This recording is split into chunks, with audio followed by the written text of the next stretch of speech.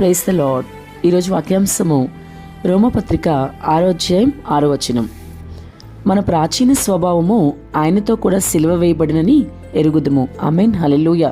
ప్రభు ఈ వాక్య భాగం నుండి ఈరోజు మనతో ఏం మాట్లాడుతున్నారు, మనల్ని ఏ విధంగా హెచ్చరిస్తూ ఉన్నారు మనం గమనిద్దాం. మన ప్రాచీన స్వభావం ఆయనతో కూడా సిలువ వేయబడిన ఎరుగుదుము. అపొస్తలుడైన పౌలు రోమా సంఘానికి రాస్తూ చాలా చక్కని మాట రాస్తున్నారు. ప్రాచీన స్వభావం అనగా పాత స్వభావము, అనగా క్రీస్తు లేని మన జీవితంలో మనకి ఉన్న స్వభావం. అది పాప స్వభావమే కదా. పాత రోత జీవితంలోని పాప స్వభావాన్ని ప్రాచీన స్వభావంగా ఇక్కడ అపొస్తలుడైన పౌలు తెలియజేస్తున్నాడు. కాబట్టి వింటున్న మిత్రమా, ఈరోజు నీ పరిస్థితి ఏంటి? ప్రభువుని నమ్ముకున్నావు కదా, మరి ఇంకా నీ పాత రోత జీవితంలోని ఆ పాప స్వభావాన్ని, ప్రాచీన స్వభావాన్ని కలిగి ఉన్నావేమో. ఒకవేళ నీవు ఏ విషయంలోనైనా అటువంటి స్వభావం కలిగి ఉండి ఇంకా ఆ పాత రోత జీవితంలోని పాపాన్నే చేసుకుంటూ పోతూ ఉన్నావేమో. అందుకే ప్రభు నీతో ఈరోజు మాట్లాడుతున్నారు. ఎందుకంటే ప్రభు మనతో మాట్లాడారంటే ఖచ్చితంగా మనలో ఏదో పాపం ఉన్నట్టే లెక్క. కాబట్టి సరిచేసుకోవాల్సిన అవసరం ఎంతైనా ఉంది సుమా. వాక్యం నీ వద్దకు వస్తుంది.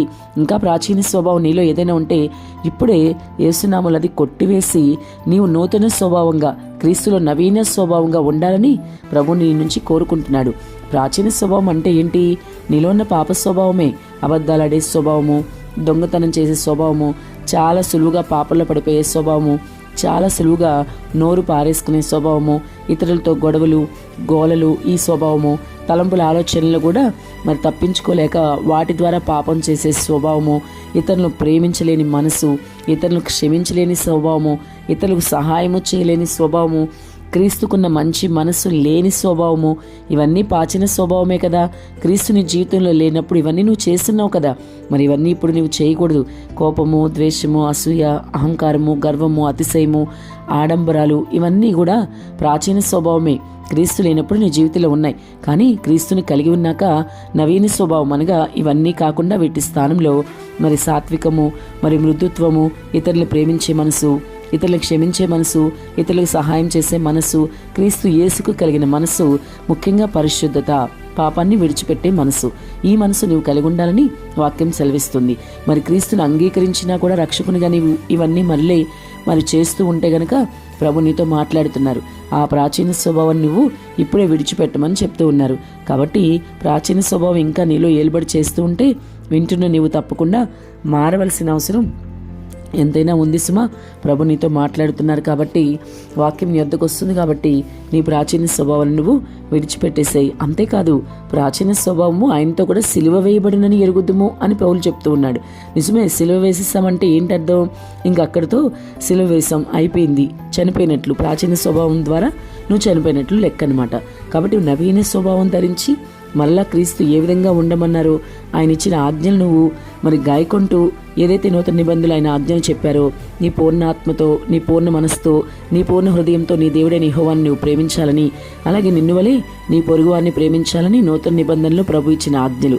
ఈ ఆజ్ఞలు నువ్వు గాయకుంటూ ఇవి నిజంగా నీ జీవితంలో ఉన్నాయా లేదా అని పరిశీలించుకుంటూ ప్రభువుకి ఇష్టమైనదేదో పరీక్షించుకుంటూ ఆ విధంగా నీవు ఉండాలే. కానీ ఇంకా ప్రాచీన స్వభావం నీలో ఎంత మాత్రమో కూడా ఉండడానికి వీల్లేదు సుమా. ఒకవేళ ఇంత చెప్తున్నప్పటికీ కూడా నేను ఇంకా ప్రాచీన స్వభావంలోని పాపాన్నే చేసుకుంటూ పోతాను, ఇంకా నేను ఇలాగే ఉంటాను, ఆ పాపాన్ని నేను విడిచిపెట్టలేను అని గనుక నువ్వు మాట్లాడితే ఖచ్చితంగా మరి నీకు నరకాగ్నికి గురి చేస్తాడు ప్రభు. నిత్య నరకాగ్ని గత అవుతుంది. అక్కడ అగ్ని ఆరదు, పురుగు చావదు.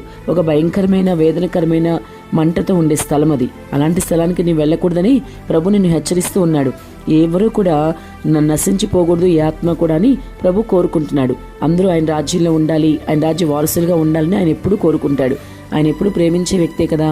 కాబట్టి మిమ్మల్ని ప్రేమిస్తూనే ఉన్నాడు. దినమంతా చేతులు చాపి ఇంకా లోబడినలోని ప్రజల కోసం ఆయన, ఇంకా మారని మార్పు లేని జనాల కోసం, ఇంకా ప్రాచీన స్వభావాన్ని పట్టుకుని నూతన స్వభావాన్ని ధరించుకోలేని వారి కోసం ప్రభువు దినమంతా చేతులు చాపి మరి ఎదురు చూస్తూ ఉన్నాడు. మరి ఇప్పటికైనా మిత్రమా, నీవు మారు, ప్రాచీన స్వభావాన్ని విడిచిపెట్టు. ప్రభు నీ కోసం దినమంతా రెండు చేతులు చాచి ఎదురు చూస్తూ ఉన్నాడు. నువ్వు మారుతావని, ఇంకా నీ ప్రాచీన స్వభావాన్ని విడిచిపెడతావని, పాప జీవితాన్ని విడిచిపెట్టి పరిశుద్ధతలోకి వస్తావని, ఆయన దగ్గరికి వచ్చి ఆయనతో నిత్యం యుగయుగాలు సంతోషంగా ఉండే అనుభవంలోకి నువ్వు వస్తావని, రావాలని కూడా ప్రభు ఎంతగానో ఎదురు చూస్తున్నాడు. మరి నీ ఆలోచన ఎలా ఉంది? ఈరోజు నీ స్వభావం ఎలా ఉంది? మార్చుకోవాల్సిన అవసరం ఎంతైనా ఉంది సుమా. క్రీస్తులో నీవు నవీన స్వభావము కలిగి ఉండాలి అనగా నీ చెడు నుంచి నిన్ను మంచికి నడిపిస్తాడు ఆయన. నీ చీకటి జీవితం అనగా పాప జీవితం నుంచి వెలుగులోకి తీసుకొస్తాడు.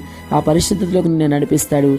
నీలో ఉన్న అహంకార స్వభావాన్ని విడిచిపెట్టి తగ్గింపు స్వభావంలోకి నిన్ను ఆయన తీసుకొస్తాడు.